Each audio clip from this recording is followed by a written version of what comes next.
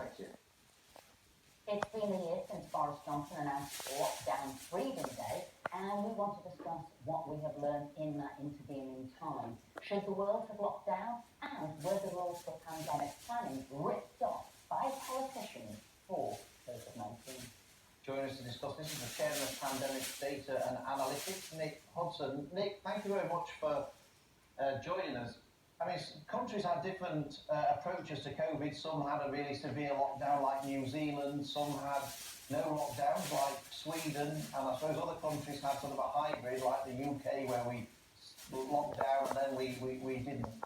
Which of those different options, which proved to be the most successful?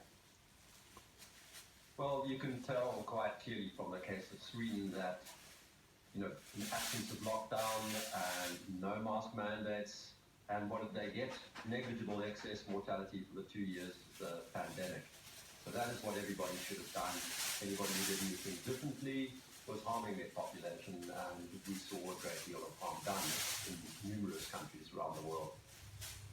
Now, what struck me about the approach to the pandemic is that the government had a plan for how to deal with the pandemic, which didn't involve lockdowns, it didn't involve wearing masks and all the rest of it. And obviously, as we all know, the government went straight to lockdowns and then eventually to wearing masks.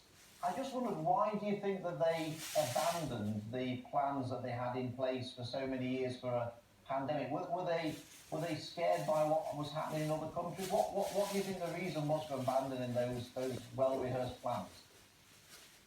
Well, there were plans elsewhere in private foundations and universities. You've seen these planning sessions where they have deliberately sat down and talked about doing the opposite of what guidelines of various countries said. And there was an enormous degree of pressure exerted by those private foundations on bodies like the World Health Organization and on governments all around the world to tear up their guidelines and embark on the craziness of lockdown and cloth mask wearing and so on. So it wasn't something that happened in a vacuum owing to studious politicians sitting down and trying to deliberate over what was the best for their populations. Not at all.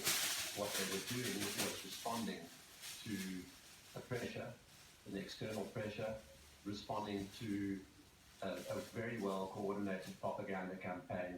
And then we saw the results. With very consistent language used by public health officials all over the world, a language that promoted fear, that made a virus that has absolutely negligible impact on most people. Healthy people under the age of 70 are at negligible risk. They made that virus appear like a big bogeyman. And what did you think of that verbal response? No, it was a disgrace from beginning to end. We know now that the virus was circulating quite extensively prior to the introduction of these policies that went in the face of decades, centuries of medical wisdom.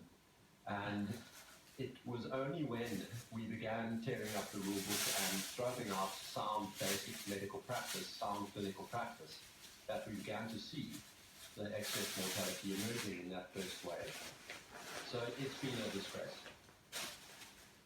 Nick Hudson, I want to thank you for joining us this morning, and we'll end on that comment. It's been a disgrace, and I'm just wondering now, if 2 years later from sort of the March 2020, we can talk about this rationally now, we can get those facts and data at start and say, what would we do if a pandemic hit again? Because that's important. I think history will judge it to be one of the biggest mistakes this country, the world probably ever made, and that's just about the health part of it, let alone the inflationary pressures that have come as a result of lockdowns afterwards. I mean, I just think it's been a disaster. But yeah, like you say, let's get the data, let everyone be able to see it all. And obviously give us your views too, you know where to email us, give us your views.